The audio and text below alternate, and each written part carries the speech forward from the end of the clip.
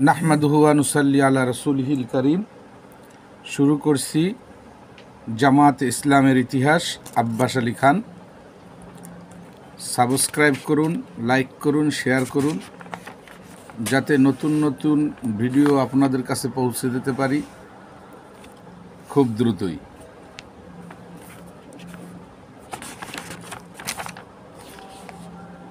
তৃতীয় সংস্করণ গ্রন্থকারের কথা। 10 বছর পূর্বে 1986 সালে এই গ্রন্থখানি প্রকাশিত হয়। যারাই জামাতে ইসলামের সাথে সঠিকভাবে পরিচিত হতে চান এবং যারা আন্দোলনের সাথে জড়িত হতে চান তাদের অবশ্যই জামাতে ইসলামের ইতিহাস মন দিয়ে পড়া উচিত। জামায়াতের উদ্দেশ্য, লক্ষ্য, কর্মপদ্ধতি সম্পর্কে সঠিক ধারণা লাভ এবং আদর্শিক ও মানসিক প্রশিক্ষণ লাভের জন্য এই ইতিহাস পাঠ অপরিহার্য। ইতিহাস ও কাল পরিক্রমায় দেখা যায় কোনো একটি আন্দোলন অথবা জাতি যুগের পর যুগ অতিবাহিত হওয়ার সাথে সাথে তার মধ্যে কিছু বিকৃতি বা আদর্শচ্যুতি শুরু হয়। এমন সময়ে তার প্রতিরোধ করতে না পারলে অথবা প্রতিরোধের চেষ্টা না করলে অবশ্যই তার পতন ঘটে। ঠিক তেমনি জামাতে ইসলামের মধ্যে একটি দ্বীনি আন্দোলনের সম্ভাব্য বিকৃতি অথবা পতন রোধ করতে হলে জামাতে ইসলামের ইতিহাস দৈনন্দিন পাঠ্যতালিকায় রাখতে হবে।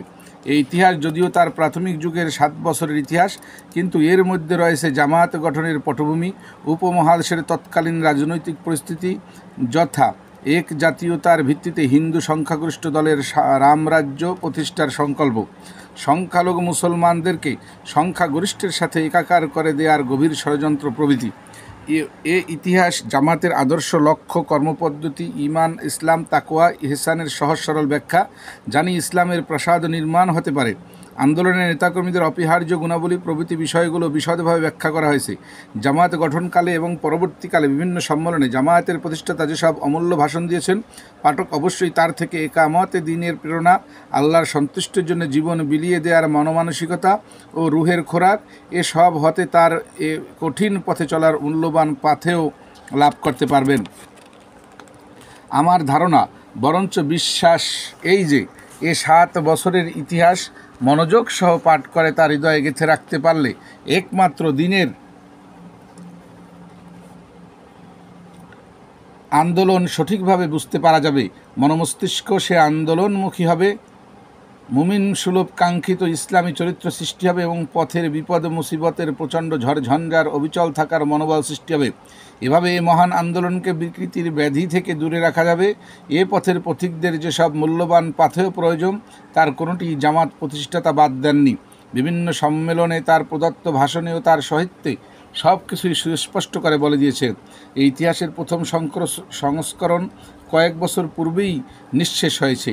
দ্বিতীয় সংস্করণ প্রকাশে অনিবার্য কারণ বিলম্ব হলে বলে দুঃখিত। আমার বিশ্বাস এই ইতিহাস পাঠকের মধ্যে দিন প্রতিষ্ঠার আন্দোলনের জজবা সৃষ্টি করবে এবং আন্দোলনের জন্য প্রয়োজনীয় গুণাবলী অর্জন করতে সহায়ক হবে। আল্লাহ পাকের দরবারে সে দোয়াই করি, সেই সাথে এ যেন আমার যাবতীয় গুনাহ মাফের আমিত্ব হয়, আমিন। গ্রন্থকার। তারপরে সূচিপত্র।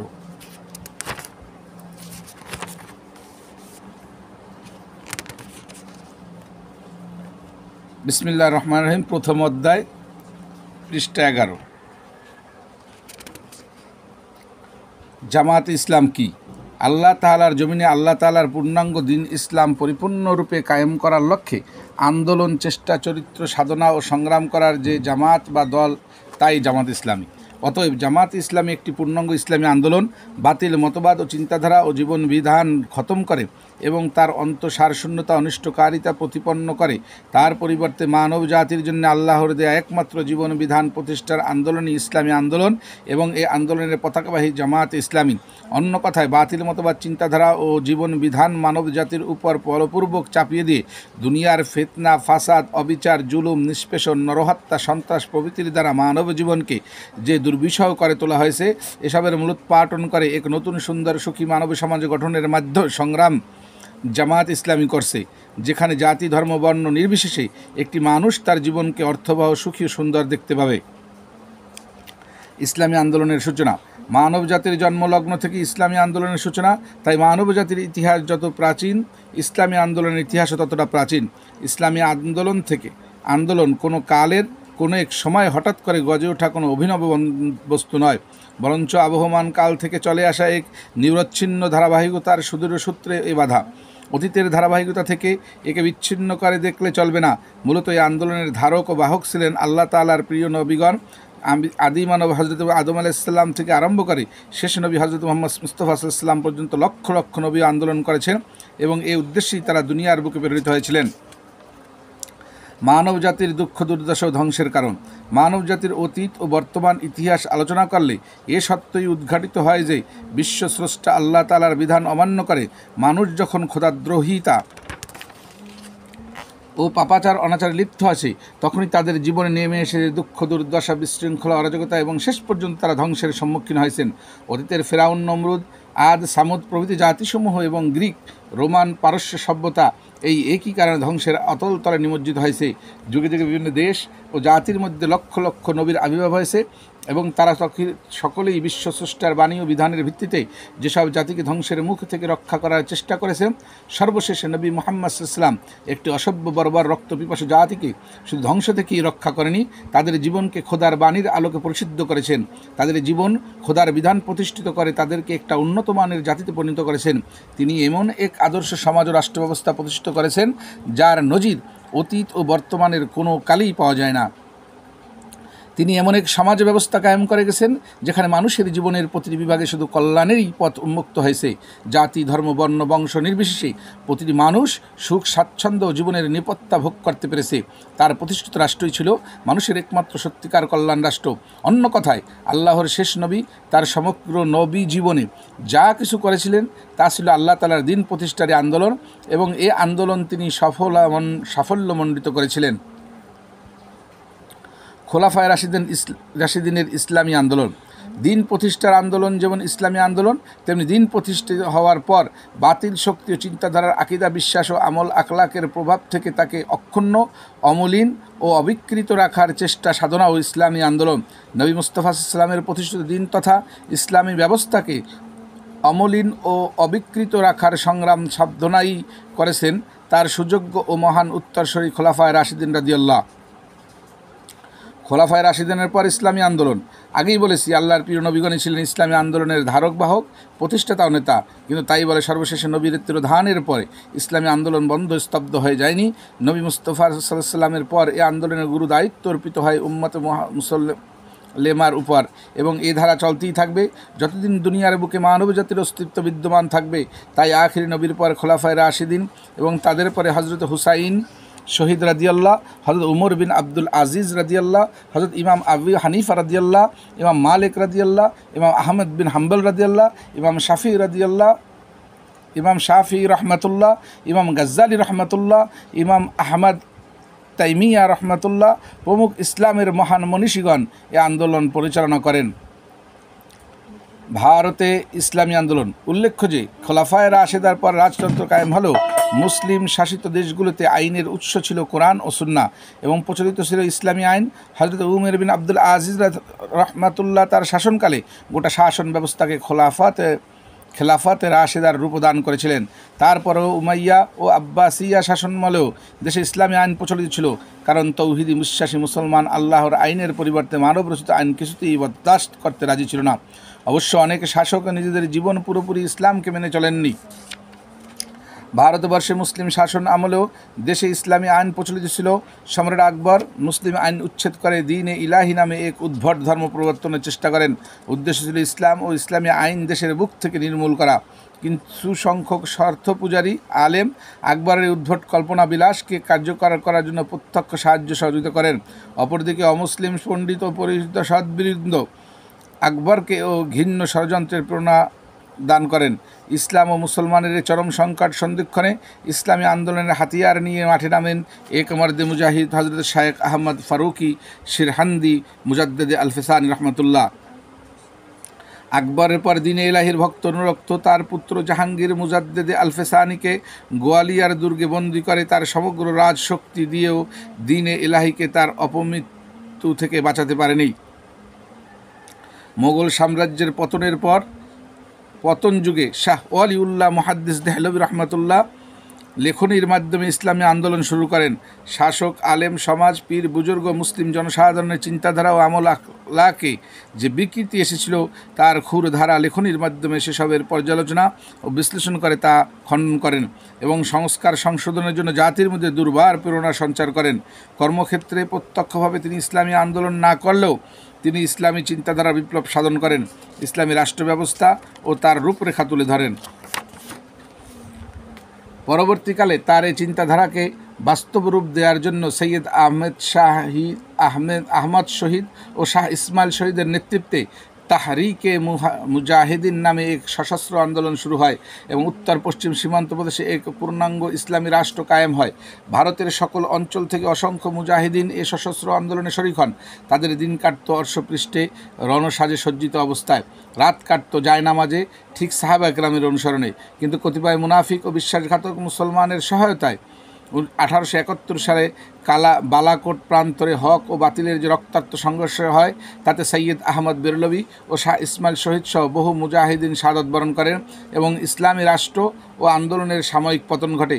কিন্তু তারপরেও ইসলামী আন্দোলনের দুর্বার প্রেরণা ভস্মাচ্ছাদিত আগুনের মতো মুসলমানদের বুকে বিদ্যমান থাকে, যা মাঝে মাঝে বিস্ফোরিত হতে দেখা যায়।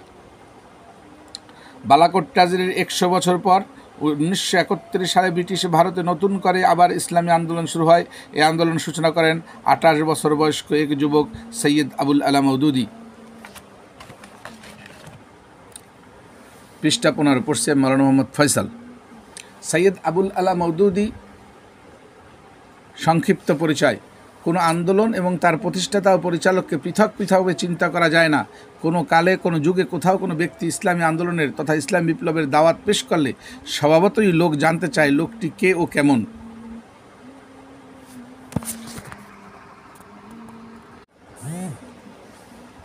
কোনো কালে কোনো যুগে কোথাও কোনো ব্যক্তি ইসলামী আন্দোলনের তথা ইসলাম বিপ্লবের দাওয়াত পেশ করলে স্বভাবতই লোক জানতে চায় লোকটি কে কেমন, কি তার বংশ পরিচয়, তার শিক্ষা দীক্ষা, স্বভাব চরিত্র, তার বুদ্ধিমত্তাই বা কেমন, তার কথা ও কাজের মধ্যে কোনো সামঞ্জস্য আছে কিনা এবং তার কথাগুলো যুক্তিসঙ্গত গঠনমূলক কিনা।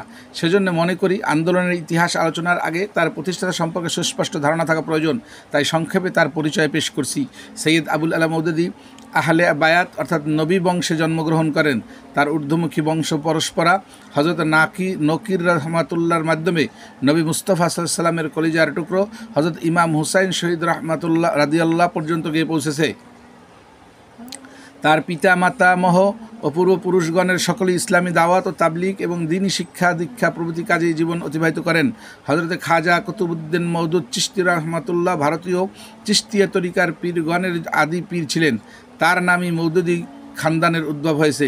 সৈয়দ আবুল আলা মওদুদীর ঊর্ধ্বতন 22 পুরুষ সকলেই কুতুবউদ্দিন মওদুদ চিশতির অনুসারে নিজেদেরকে মওদুদী নামে অভিহিত করেন। ইংরেজি 1903 সালে হায়দ্রাবাদের আওরঙ্গাবাদ শহরে সৈয়দ আবুল আলা মওদুদী জন্মগ্রহণ করেন। বাড়িতে গৃহশিক্ষকের কাছে তার শিশু শিক্ষা শুরু হয়। তার পিতা সৈয়দ আহমদ হাসান মওদুদী ছিলেন একজন আবেদ ও পরহেজগার বুজুর্গ। তিনি আদর্শ পিতা হিসেবে পুত্র মওদুদীকে ইসলামের ছাঁচে গড়ে তোলেন। 4 বছর বয়সী শিশু আবুল আলা পিতার সাথে 5 ওয়াক্ত মসজিদে গিয়ে জামাত সহ নামাজ অভ্যস্ত হন। 5 বছর বয়সে কোরআন পাকের 30টি আয়াত অর্থসহ মুখস্থ করেন। এত অল্প বয়সী কোরআন, হাদিস, ফিকহ, বিভিন্ন কেতাব, আরবি সাহিত্য প্রভৃতি পাঠ করেন। 11 বছর বয়সে আওরঙ্গাবাদের একটি স্কুলের 8ম শ্রেণীতে তাকে ভর্তি করে দেওয়া হয়। সে সময় আল্লামা শিবলি নোমানির পরিকল্পনা অনুযায়ী হায়দ্রাবাদ ও আওরঙ্গাবাদে এক নতুন ধরনের শিক্ষা ব্যবস্থা কায়েম হয়। শিক্ষার মাধ্যম ছিল উর্দু, ইতিহাস, ভূগোল, অঙ্ক, আধুনিক জ্ঞান, বিজ্ঞানের সাথে আরবি সাহিত্য, ব্যাকরণ, কোরআন, হাদিস, ফিকহ, মানতেক প্রভৃতি পড়ানো হতো। এ মানের ম্যাট্রিকুলেশনকে মৌলভী, ইন্টারমিডিয়েট মৌলভী আলেম এবং ডিগ্রি কলেজকে দারুল উলুম বলা হতো। 14 বছর বয়সে মৌলভী বা মেট্রিক পাস করার পর পিতা তাকে হায়দ্রাবাদের দারুল উলুমে ভর্তি করেন। 6 মাস পিতা অসুস্থ হয়ে ভোপালে যান। তার চিকিৎসা সেবা শুশ্রূষার জন্য আবুল আলা মওদুদীকে পড়াশোনা ছেড়ে ভোপালে যেতে হয়। 1920 সালে পিতার ইন্তেকাল পর্যন্ত তাকে পিতারই খেদমত করতে হয়। ফলে তার উচ্চশিক্ষা অসমাপ্ত রয়ে যায়।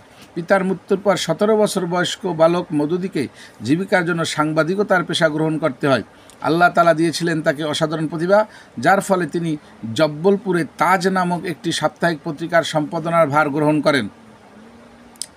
পত্রিকাটি বন্ধ হয়ে যাওয়ার পর তিনি দিল্লি যান এবং জমিয়াতে উলামায়ে হিন্দের মুখপাত্র মুসলিম এবং পরবর্তীকালে আল জমিয়াত এর সম্পাদনা ভার গ্রহণ করেন। এ সময় তিনি ইংরেজি ভাষা মাত্র 6 মাসের মধ্যে এতটা আয়ত্ত করেন যে যে কোনো ইংরেজি বই পড়ে বুঝতে পারতেন। তিনি 3খানি ইংরেজি বইয়েরও উর্দু তর্জমা করেন। অবসর সময়ে তিনি 3জন প্রখ্যাত আলেমে দ্বীনের কাছে আরবি সাহিত্য, হাদিস, তাফসির, ফিকহ প্রভৃতি গভীর জ্ঞান লাভ করেন।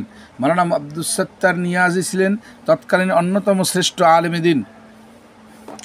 কুরআন, হাদিস ও আরবি ভাষায় তার গভীর জ্ঞান গরিমা চারিদিকে ছড়িয়ে পড়েছিল এবং যিনি আমল আকলাকে ছিলেন একেবারে দরবেশ। সৈয়দ আবুল আলা মওদুদী তার কাছে প্রতিদিন ফজরের নামাজের পূর্বে ঘণ্টাখানেক আরবি ব্যাকরণ, সরফ, নাহু, মাকুলাত, মায়ানি ও বালাগাত শিক্ষা লাভ করেন। মাওলানা আশফাকুর রহমান সাহেবের নিকটে হাদিসের দাওরা শেষ করেন। উপরন্ত মাওলানা শরীফুল্লাহ সাহেবের নিকট তাফসিরে বায়াজাবি, হেদায়া, মুতাওয়াল অর্থাৎ ইলমে মায়ানি ও বালাগাত শিক্ষা লাভ করেন। তিরমিজি ও মুয়াত্তায়ে হাদিস গ্রন্থগুলো পুরোপুরি সবক তার কাছে গ্রহণ করেন। এভাবে 7-8 বছর দিল্লি অবস্থানকালে সৈয়দ মওদুদী তার অসমাপ্ত শিক্ষা সমাপ্ত করেন এবং আরবি ভাষা, হাদিস, তাফসির প্রভৃতির গভীর পণ্ডিত্য লাভ করেন। আল জিহাদ ফিল ইসলাম গ্রন্থ ইংরেজি 1926 সনে ভারতবর্ষে একটি দুঃখজনক ঘটনা ঘটে। স্বামী শ্রদ্ধানন্দ শুদ্ধি আন্দোলনের মাধ্যমে ভারতে অজ্ঞ, দরিদ্র, অশিক্ষিত মুসলমানদেরকে হিন্দু ধর্মে দীক্ষিত করার এক অভিযান শুরু করেন, যার প্রতিক্রিয়াস্বরূপ জনৈক মুসলমান যুবক শ্রদ্ধানন্দকে হত্যা করেন। ফলে সারা ভারতে সাম্প্রদায়িক হাঙ্গামার দাবানল প্রজ্বলিত হয়। হিন্দু সম্প্রদায়ের লোকের দ্বারা যেখানে যেখানে মুসলিম বস্তিসমূহ আক্রান্ত হতে থাকে, মুসলমানদের জানমাল, ইজ্জত, আবরু লুণ্ঠিত হতে থাকে। হিন্দু নেতৃবৃন্দ বক্তৃতার বিবৃতির মাধ্যমে সকল দোষ মুসলমানদের ঘাড়ে চাপাতে থাকেন। শুধু তাই নয়, ইসলাম ও ইসলামী জিহাদের অপব্যাখ্যা ও অপপ্রচার দ্বারা ভারতের সর্বত্র চরম উত্তেজনা সৃষ্টি করতে থাকেন। স্বয়ং মিস্টার গান্ধীও এই অপপ্রচারে অংশগ্রহণ করেন। এসব অপপ্রচারের জবাব দেওয়ার দায়িত্ব ছিল আলেম সমাজের, কিন্তু তৎকালে ভারতীয় আলেমগণের একমাত্র সংগঠন জমিয়াতে উলামায়ে হিন্দ এই ব্যাপারে সম্পূর্ণ নীরবতা অবলম্বন করে। মুসলিম মিল্লাতের ইসলাম দরদি সিংহ পুরুষ মাওলানা মুহাম্মদ আলী জওহর প্রায় প্রতিদিন দিল্লি জামে মসজিদে জিহাদের উপর বক্তৃতা করতে গিয়ে কেঁদে বুক ভাসাতেন এবং শ্রোতাদেরকেও কাঁদাতেন। একদিনের বক্তৃতায় তিনি অত্যন্ত দুঃখ ভারাক্রান্ত হৃদয়ে বলেন, হায়, আজ যদি ভারতের বুকে এমন কোনো আলেম দিন থাকতেন যিনি হিন্দুদের এসব অপপ্রচারের দাঁত ভাঙা জবাব দিতেন। উক্ত সভায় শ্রোতা হিসেবে বসেছিলেন 23 বছরের যুবক ও আল জমিয়াত পত্রিকার সম্পাদক সৈয়দ আবুল আলা মওদুদী। তিনি মনে বললেন, আমি আলেমে দ্বীন না হলেও এই কাজ ইনশাল্লাহ আমিই করব।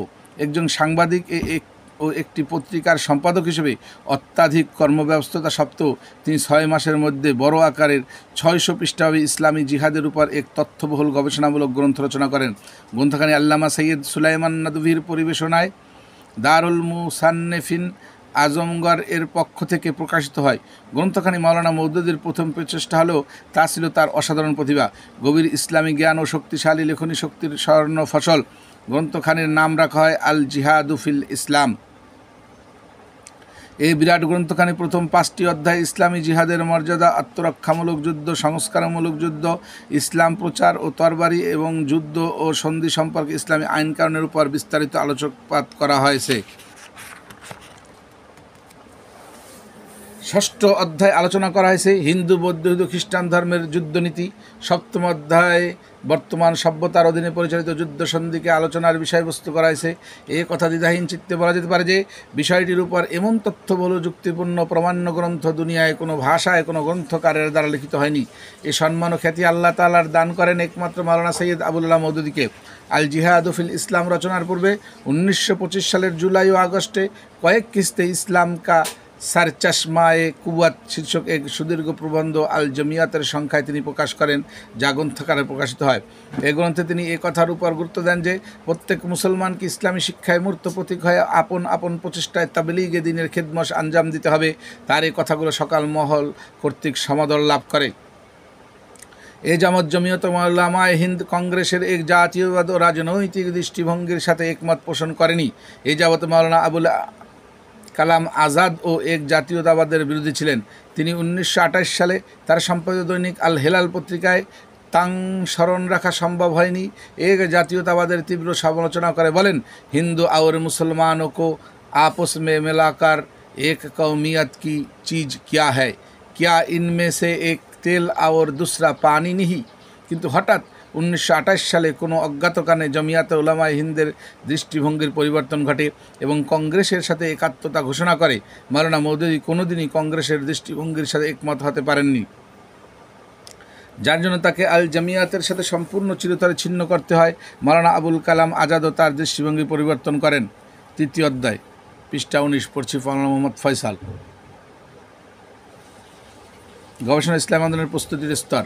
আল জামিয়াত ও সাংবাদিকতার ময়দানে পরিত্যাগ করে 1928 সালের ডিসেম্বরে মাওলানা মওদুদী হায়দ্রাবাদ যান, যেখানে উসমানিয়া বিশ্ববিদ্যালয়ের তরজমা বিভাগে তার বড় ভাই সৈয়দ আবুল খায়ের মওদুদী এক দায়িত্বপূর্ণ পদে অধিষ্ঠিত ছিলেন। হায়দ্রাবাদ অবস্থানকালে মাওলানা সালজুক বংশের এ দক্ষিণাত্যের পূর্ণাঙ্গ ইতিহাস রচনা করেন। তিনি ইবনে খালকানের ওইসব অধ্যায়েরও তর্জমা করেন যা মিশরে ফাতিমির খিলাফাদের সম্পর্কে লিপিবদ্ধ করা হয়। সম্ভবত তিনি শেষোক্ত কাজটি উসমানিয়া বিশ্ববিদ্যালয়ের অনুরোধ করেন। উক্ত বিশ্ববিদ্যালয়ের তর্জমা বিভাগের অনুরোধে তিনি আল হিকমাতুল মুতাআলিয়া ফিল আসফারিল আকলিয়া নামক গ্রন্থের 4 খণ্ডের মধ্যে শেষ 2 খণ্ডের তর্জমা করেন। এ ছিল আল্লামা সদরুদ্দিন সিরাজির আরবি ভাষায় লেখা দর্শন শাস্ত্রের একটি অতি জটিল গ্রন্থ। এর সঠিক তর্জমার জন্য তর্জমা বিভাগ থেকে তাকে মোটা অঙ্কের পারিশ্রমিক দেওয়া হয়। 3,500 পৃষ্ঠাব্যাপী তর্জমার কাজ তিনি মাত্র 8 মাসে শেষ করেন। পারিশ্রমিকের অর্থ দিয়ে তিনি হাদিস তাফসিরের বহু মূল্যবান গ্রন্থ এনসাইক্লোপিডিয়া ব্রিটানিকার সকল খণ্ড খরিদ করেন এবং 5,000 টাকা তার পরিকল্পিত ইসলামী খেদমতের জন্য জমা রাখেন। তারপর তিনি ইসলামের বিভিন্ন দিকের উপর গবেষণা ও আধুনিক জ্ঞান বিজ্ঞান সম্পর্কে সুস্পষ্ট ধারণা ও জ্ঞান লাভের উদ্দেশ্যে হায়দ্রাবাদ, ভোপাল ও দিল্লি যাতায়াত করে গ্রন্থাগারগুলো থেকে জ্ঞান সঞ্চয় করে থাকেন। আল্লাহ তাআলা তাকে এমন এক অসাধারণ স্মরণশক্তি দান করেন যে যা তিনি একবার পড়েন তার অন্তর্নিহিত তাৎপর্য পুরোপুরি উপলব্ধ করেন এবং তা আর কোনো দিন ভুলে যান না। মাওলানা একবার বলেন, বিভিন্ন গ্রন্থাগারের বিভিন্ন আলমারিতে যত মূল্যবান বই পুস্তক ছিল তার সবকটি তার হৃদয়ে গাঁথা আছে। পৃষ্ঠা 20, তৎকালীন ভারতের মুসলমানদের অবস্থা। বর্তমান শতকের বিশেষ দশকে খেলাফত আন্দোলনের ভারতীয় মুসলমানদের মধ্যে এক অভূতপূর্ব দ্বীনি ও জিহাদি প্রাণচাঞ্চল্য সৃষ্টি করে। কিন্তু সমগ্র ভারতব্যাপী 5 ও 6 বছর ক্রমাগত খেলাফত আন্দোলন চলার পর যখন তা একেবারে ব্যর্থ হয়ে যায়, তখন মুসলমানদের সকল আশাবাসা নির্মূল হয়ে যায়। তারা মাথায় হাত দিয়ে বসে পড়ে। নৈরাশ্যের ক্ষোভে তারা দিশেহারা হয়ে পড়ে।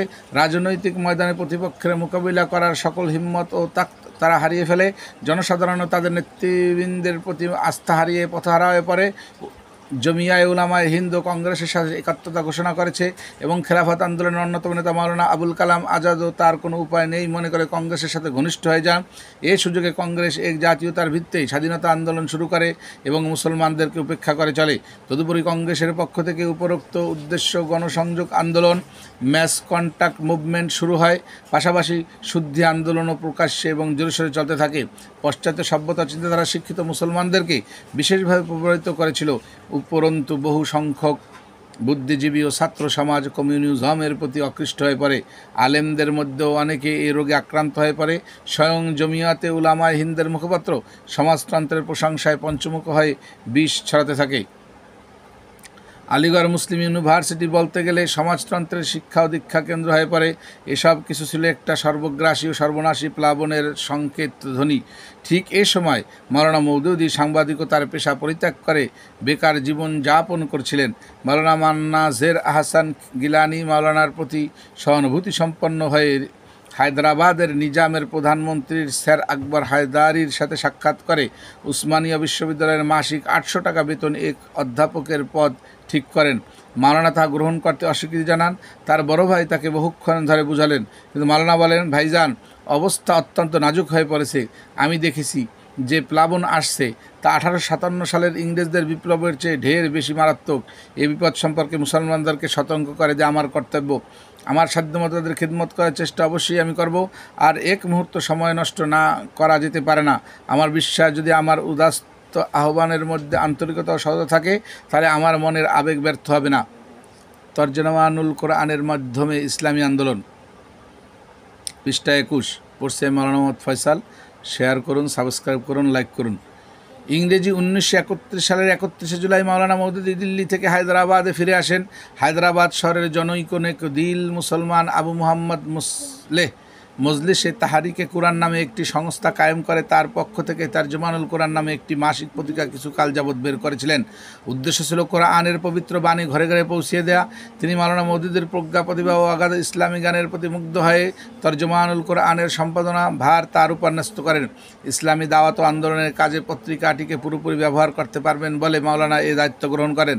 তখন থেকে তরজমানুল কুরআনের পাশ্চাত্য পৃষ্ঠায় নিম্নের কথাগুলো প্রতি মাসে নিয়মিত ছাপা হয়ে থাকে। সমগ্র ভারতে এ ধরনের পত্রিকা মাত্র একটি। এর একমাত্র উদ্দেশ্য হলো আল্লাহর কালেমা বুলন্দ করা ও জিহাদে ফি সাবিলিল্লাহের ডাক দেয়া। দুনিয়ায় যেসব চিন্তাধারা, মতবাদ ও সভ্যতা সংস্কৃতির মূলনীতি ছড়ানো হচ্ছে, কোরআনের দৃষ্টিকোণ থেকে তার পর্যালোচনা সমালোচনা করা। দর্শন, বিজ্ঞান, রাজনীতি, অর্থনীতি, সংস্কৃতি, সামাজিক মোট কথা প্রতিটি বিষয়ে কোরআন ও সুন্নাহর উপস্থাপিত মূলনীতির আলোকে ব্যাখ্যাদান এবং বর্তমান যুগের অবস্থার সাথে এইসব মূলনীতিকে সুসামঞ্জস্য করা এ পত্রিকাটির মূল লক্ষ্য, আলোচ্য বিষয়। এই পত্রিকাটি উম্মতে মুসলমানেরকে এক নবজীবনের দাওয়াত দিচ্ছে। তার দাওয়াতের সারমর্ম এই: নিজের মন মস্তিষ্ককে মুসলমান বানাও, জাহিলিয়াতের রীতি পদ্ধতি পরিহার করে ইসলামের সিরাতুল মুস্তাকিমের উপর চলো, কোরআন হাতে নিয়ে বেরিয়ে পড়ো এবং দুনিয়ার বুকে বিজয়ীর বেশে অবস্থান করো। আল্লাহ তাআলার খাস মেহরবানিতে অল্প বয়সী সৈয়দ মওদুদী একজন সূক্ষ্মদর্শী তত্ত্ববিদ ও তত্ত্বদর্শীর গুণাবলী অর্জন করেছিলেন। তিনি একজন সুদক্ষ অভিজ্ঞ চিকিৎসকের ন্যায় মুসলিম জাতির সত্যিকার ব্যাধি নির্ণয় করে তার সঠিক ব্যবস্থাপত্র দান করেন। মাওলানা তার প্রসিদ্ধ গ্রন্থ মুসলমান আওর মৌজুদা সিয়াসি কাশমকাশ প্রথম খণ্ডের ভূমিকায় বলেন, প্রত্যেকে একটুখানি চিন্তা ভাবনা করলে এ কথা বুঝতে পারে যে একটি পুরাতন আন্দোলনকে তার বিকৃতি ও পতনের পর পুনর্জাগৃত করা কোনো নতুন আন্দোলন শুরু করা অপেক্ষা বড় কঠিন ও জটিল। নতুন আন্দোলনকারীর পথ তো পরিষ্কার থাকে, তাকে তো এমন সব লোকের সম্মুখীন হতে হয় যারা আন্দোলন সম্পর্কে অনবহিত। তাকে শুধু তার আন্দোলনের মূলনীতি উদ্দেশ্য পেশ করতে হয়, তারপর লোক তার দাওয়াত হয় গ্রহণ করবে, নয়তো প্রত্যাখ্যান করবে। কিন্তু যে ব্যক্তি কোনো পুরাতন আন্দোলনকে তার পতন ও বিকৃতির পর পুনর্জীবিত করতে চায়, তার কাজ শুধু ততটুকু হয় না যে সে আন্দোলনের সাথে সম্পৃক্ত নয় এমন সব লোকের কাছেই তার দাওয়াত পেশ করবে, বরঞ্চ তাকে ওই সব লোকের প্রতি দৃষ্টি রাখতে হয় যারা আগে থেকে আন্দোলনের সাথে সংশ্লিষ্ট। সে তাদেরকে কিছুতেই উপেক্ষা করতে পারে না। যারা আগে থেকেই এই আন্দোলনের সাথে জড়িত এবং অন্যের তুলনায় নিকটতর, এখন তারকে সর্বপ্রথম দেখতে হয় যে তাদের অধপতন অবনতি কতখানি হয়েছে এবং মূল আন্দোলনের প্রভাব এদের মধ্যে কতটুকু বাকি রয়েছে। তারপর তাকে চিন্তা করতে হয় যে পতনের দিকে যতদূর তারা অগ্রসর হয়েছে তার থেকে যেন আর সামনে এগুতে না পারে এবং আন্দোলনের যতটুকু প্রভাব তাদের মধ্যে আছে তা যেন সংরক্ষিত থাকে। সংরক্ষণের এই প্রক্রিয়ায় কিছুটা সাফল্য লাভের পর এটা লক্ষ্য করা তার জন্য অনিবার্য হয়ে পড়ে যে তারা যেন বর্তমান অবস্থার উপরে স্থির হয়ে না থাকে, বরঞ্চ মূল আন্দোলনের দিকে তাদেরকে টেনে আনতে হবে যাতে অন্য কিছু তাদের লক্ষ্য না হয়ে পড়ে এবং তাদের চেষ্টা চরিত্রের কেন্দ্রবিন্দু অন্য কিছু না হয়ে পড়ে এবং তার দিকেও তাকে লক্ষ্য রাখতে হয়। এসব স্তর অতিক্রম করার পর সাধারণ দাওয়াত পেশ করার সুযোগ তার আসে এবং সে তখন এমন এক পর্যায়ে পৌঁছে যায় যেখান থেকে সে এক নতুন আন্দোলন পেশাকারীর কাজ শুরু করতে পারে। মাওলানা বলেন, যেহেতু আমার লক্ষ্য ছিল ইসলামী আন্দোলনের পুনর্জাগরণ, সেজন্য আমাকে উপরোক্ত ক্রমানুসারে আমার উদ্দেশ্যের দিকে অগ্রসর হতে হয়েছে। তরজমানুল কুরআনের প্রথম 4টি বছর আমাকে এই চেষ্টাই করতে হয়েছে যে মুসলমানদের বিভিন্ন শ্রেণীর মধ্যে গোমরাহি যে রূপ ধারণ করেছিল সুস্পষ্ট করে তা ধরে নিতে হয়েছে এবং ইসলাম থেকে তাদের মধ্যে দৈনন্দিন যে দূরত্ব সৃষ্টি হচ্ছিল তা রুখবার চেষ্টা করেছি। মাওলানা মওদুদের উপরোক্ত মহান দায়িত্ব ও চেষ্টা চরিত্রের বিশদ বিবরণ দেখতে পাওয়া যায় তার তানকিহাত গ্রন্থে, যা বাংলা ভাষায় ইসলাম ও পাশ্চাত্য সভ্যতার দ্বন্দ্ব নামে প্রকাশিত হয়েছে। উল্লেখ্য যে আবু মুহাম্মদ মুসলি সাহেবের মালিকানাধীন যে তরজমানুল কুরআন মাওলানা সম্পাদন করেছিলেন, 1932 সালের প্রারম্ভে তার মালিকানা তিনি খরিদ করে স্বাধীনভাবে দিন মিল্লাতের খিদমত করতে থাকেন। এভাবে 5 বছর অতীত হওয়ার পর 1937 সালে ভারতের রাজনৈতিক আকাশে এক ভয়ঙ্কর কালো মেঘের সঞ্চার হয় এবং তা থেকে ভৌগোলিক জাতিবাদের যে প্রবল ঘৃণী বার্তা শুরু হয় তার প্রচণ্ড আকারে মুসলমানদের জাতীয় সত্তা বিপন্ন হয়। ঘটনা এই যে 1935 সালে ভারত শাসন আইনের অধীনে সারা ভারতে নির্বাচন অনুষ্ঠিত হয় এবং 1937 সালে 7টি প্রদেশে কংগ্রেস মন্ত্রিসভা গঠিত হয়। ভৌগোলিক জাতীয়তার ভিত্তিতে নির্বাচনের পর সংখ্যাগরিষ্ঠের হাতে ভারতের ভবিষ্যৎ ক্ষমতা হস্তান্তরের কী ভয়াবহ ও বিষময় ফল হতে পারে তারই বাস্তব প্রমাণ পেশ করল এই কংগ্রেসি মন্ত্রিসভাগুলো। প্রদেশগুলোতে বিহার, উড়িষ্যা যুক্ত প্রদেশ, মধ্যপ্রদেশ, মাদ্রাজ, বোম্বে মুসলমানদের মৌলিক অধিকার ক্ষুণ্ণ করা হয়, ধর্মীয় সংস্কৃতির ক্ষেত্রে বাধা নিষেধ আরোপ করা হয়, সাম্প্রদায়িক হাঙ্গামা বেড়ে যায়। গান্ধীর Wardha scheme of education, Vidyamandir প্রভৃতি শিক্ষা ব্যবস্থার পরিকল্পনার মাধ্যমে মুসলমান জাতির স্বাতন্ত্র্য বিলুপ্তির ষড়যন্ত্র দিবালোকের ন্যায় সুস্পষ্ট হয়ে ওঠে। মুসলমানদেরকে গোলাম জাতিতে পরিণত করার অপপ্রয়াস চালাতে থাকে। দৃশ্যত এই প্রদেশগুলিতে হিন্দু রাজত্ব কায়েম হয়। সীমান্ত প্রদেশে কংগ্রেসী মন্ত্রিসভা কায়েম হলেও তা ছিল মুসলিম সংখ্যাগরিষ্ঠ এবং প্রধানমন্ত্রী ছিলেন মুসলমান ডাক্তার খান, সীমান্তগামী আব্দুল গাফফার খানের ভাই।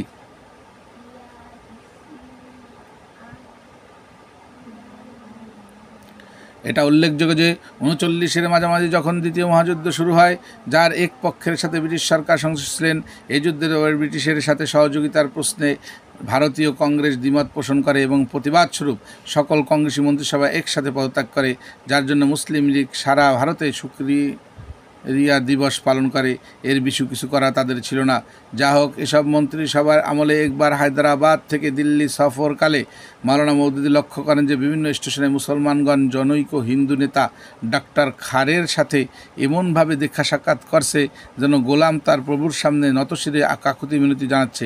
মাওলানা দৃশ্য দেখে অত্যন্ত মর্মাহত বিচলিত হন। তিনি স্পষ্টই বুঝতে পেরেছিলেন গণসংযোগের মাস কন্ট্যাক্ট মুভমেন্টের মাধ্যমে ভারতীয় জাতীয়তাবাদের আন্দোলন এবং হিন্দুদের রাজনৈতিক ও অর্থনৈতিক প্রাধান্য মুসলমানদের দৃষ্টিভঙ্গি ও জীবনযাপন পদ্ধতি এতটা বদলে দেবে যে দু এক পুরুষের মধ্যে ভারতে ইসলাম এতটা অপরিচিত হয়ে পড়বে যতটা জাপান অথবা আমেরিকায় অপরিচিত রয়েছে, এবং এই অবস্থা কিছুতেই চলতে দেওয়া যায় না।